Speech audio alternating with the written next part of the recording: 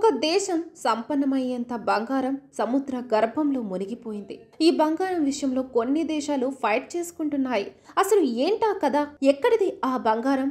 తెలుసుకుందాం. టన్నుల కొద్దీ బంగారం, రత్నాభరణాలు, విలువైన బంగారు వస్తువులతో ఒక నౌక స్పెయిన్ దేశానికి బయలుదేరిన కొన్ని రోజులకి శత్రు దాడిలో నౌక మునిగిపోయింది. ఈ ఘటన 300 ఏళ్ల క్రితం జరిగింది. అప్పటి నుంచి ఆ నిధి సముద్ర గర్భంలోనే ఉంది. కొన్నేళ్ల క్రితం దాన్ని గుర్తించినా వాటాల్లో తేడా రావడంతో ఎవరూ బయటకు తీసేందుకు ఇంట్రెస్ట్ చూపలేదు. తాజాగా దాన్ని దక్కించుకునేందుకు ఓ దేశం వేగంగా పావులు కదుపుతుందని వార్త ఇప్పుడు వైరల్ గా మారింది. కరేబియన్ సముద్ర గర్భంలో మునిగిన షాన్ జోస్ అనే పురాతన నౌక కోసం తాము గాలించడం మొదలు పెడతామని కొలంబియా ప్రభుత్వం ఇటీవల ప్రకటించింది. దీంతో స్పెయిన్, అమెరికా పేరుతో పాటు మరికొన్ని దేశాలు కూడా అప్రమత్తమయ్యాయి. దీనికి కారణం కూడా ఉంది. 1708లో స్పెయిన్ నౌక పేరుంలోని 200 టన్నుల బంగారం, వెండి, రత్నాలతో పనామా కాలువ మీదుగా కొలంబియాకు బయలుదేరింది. ఈ నౌకపై శత్రువులు దాడి చేశారు. నౌకలో రక్షణ సిబ్బంది 600 మంది ఉంటే చాలా మంది మరణించారు. నౌక సముద్ర గర్భంలో మునిగిపోయింది.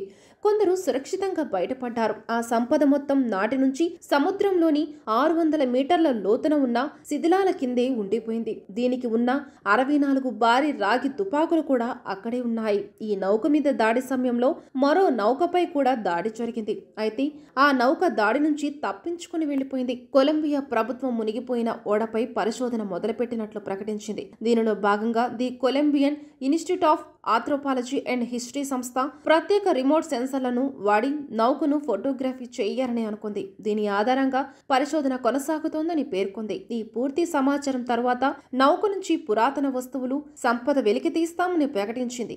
ఈ నౌక మునిగిన ప్రదేశాన్ని ICANH రక్షిత పురాతత్వ ప్రదేశంగా ప్రకటించింది. ఈ సంపదకు యజమానులు ఎవరు? అమెరికాకు చెందిన సముద్ర గర్భాన్వేషణ సంస్థ 1981లో ఈ నౌక శకలాలను కనుగొంది. కానీ కొలంబియాతో ఒప్పందం కలిసి రాలేదు. ఆ దేశం ఈ నిధిపై పూర్తి హక్కు తమదేనని ప్రకటించింది. SSA సంస్థకు కేవలం 5% ఫీజు కింద చెల్లించేందుకు అంగీకరించింది. దీంతో ఆ సంస్థ అమెరికా కోర్టులో కేసు వేసింది. 2 సార్లు కూడా ఆ సంపదపై కొలంబియాకి హక్కు ఉందని కోర్టు తీర్పు ఇచ్చింది. 2015లో శాన్ జోన్ నౌకను స్వయంగా కనుగొన్నామని కొలంబియా ప్రకటించింది. భారీ రాగి తుపాకులు కూడా ఉన్నాయని పేర్కొంది. దీన్ని వెలికి తీసేందుకు బ్రిటిష్, అమెరికా కంపెనీల సాయం తీసుకుంటామని వెల్లడించింది. దీంతో SSA పర్మనెంట్ కోర్ట్ ఆఫ్ ఆర్బిట్రేషన్లో $10 బిలియన్ కొలంబియాపై కేసు వేసింది. మరోవైపు స్పెయిన్ పేరు ప్రభుత్వాలు కూడా నౌకపై యాజమాన్య హక్కులు తమకే ఉన్నాయని చెబుతున్నాయి. కానీ నౌక మునిగిపోయిన ప్రాంతాన్ని మాత్రం కొలంబియా, SSA కంపెనీ గోప్యంగా ఉంచాయి.